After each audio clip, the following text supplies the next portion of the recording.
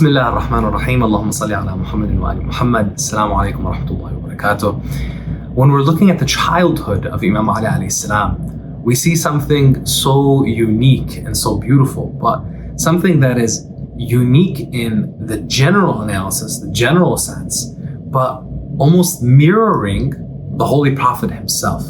Now, what do I mean by this? When you're looking at the childhood of the Imam was raised by Prophet Mohammed sallallahu alaihi wasallam, and he was raised by him. He was taken into his home due to a famine that was experienced in Hijaz, in Arabia, and given the fact that Abu Talib had many children, some of his close family members had come to him and told him, "Hey, we will support you, help you, because you've always been a support to us during this time. Your home is always open to everybody in need.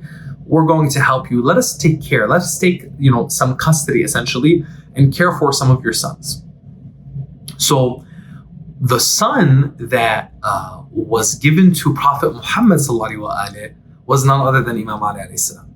His other siblings were given to Hamza Abdul Muttalib and Abbas ibn Abdul Muttalib, the uncles of Prophet Muhammad the brothers of Abu Talib. So when we see this, we're going to be looking back to, okay, who else was taken under the care of another family member, the way Prophet Muhammad is coming here and now taking care of Imam Ali alayhi salam as a child? None other than the Prophet himself. Prophet Muhammad when he was just a boy, at the age of 6, his mother Amina alayhi salam had passed away. The Prophet Muhammad's father, Abdullah, had passed away before he was even born. And he was only about 25, 26 years old when he passed away. He had gotten an illness during a trading journey that he had taken in Syria. He got sick along the way during his travel and passed away during that trip. So Prophet Muhammad didn't even see his father. He was born after his father had just passed away. At the age of 6, his mother Amina passes away.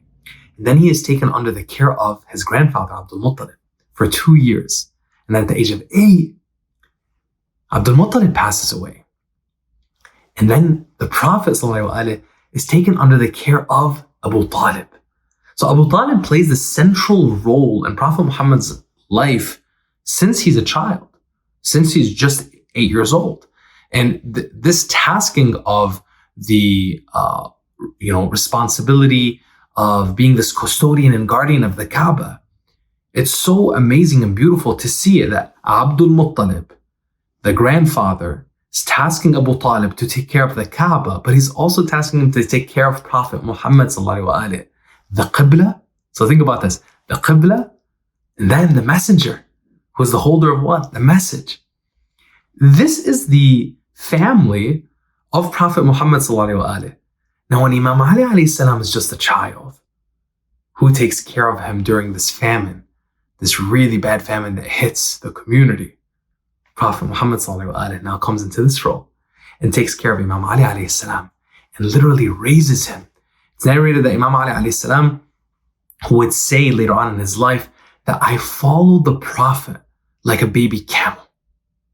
So imagine a baby camel following its mom, right? Imam Ali is describing himself as following the Prophet in the same way. He walked in his footsteps. He was his shadow. When the Holy Prophet declared his message, or when he received his revelation at first, at the age of 40, he shared it at the very beginning just with his wife, Lady Khadija alayhi salam, and then with Imam Ali alayhi salam.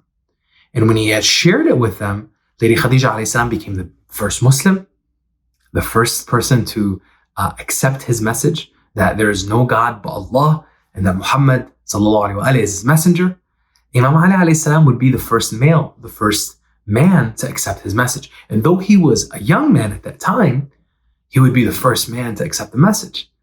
Now, when the revelation came down of Da'wat al-Ashira, basically to call onto the near of kin, this was the command from Allah subhanahu wa ta'ala telling the Prophet, you have to share this news with your family, call them on to you, invite them and share this news with them. the Prophet had tasked the whole organization, the facilitation of this da'wah, of this invitation, to Imam Ali alayhi salam. So Imam Ali, this young man, goes out, invites all of the uncles, invites all the cousins, brings them forward, creates this or sets up this feast. Family's eating, everyone is together. And then the Prophet shares this news that he is the messenger of God, he is the Prophet of God. And he is calling on to his family members to accept his message. And he gives them a promise: whoever accepts my message, I will make them my brother, my successor, my heir after me. When he did this, everyone just looked at him and didn't give any response. Imam Ali alayhi salam, this young man who had facilitated this, who had coordinated the invitation at the command of the Prophet, stood up and said, I will be the one who follows you, Ya Rasulullah. Prophet Muhammad thanks him, asks him, to just take a seat for a second. And then he asks again. And he essentially puts the burden of proof, gives this another opportunity to the people that are sitting, his family members, to accept his message. And again, silence. And then again, Imam Ali stands up again. The Prophet thanks him, he sits back down, and then for a third time, and then at the third time, Imam Ali stands up, and the Prophet says, yes, O Ali, you are my brother, my successor, and my heir after me. You see, this relationship between the Prophet and Imam Ali alayhi salam is not it's not one of coincidence.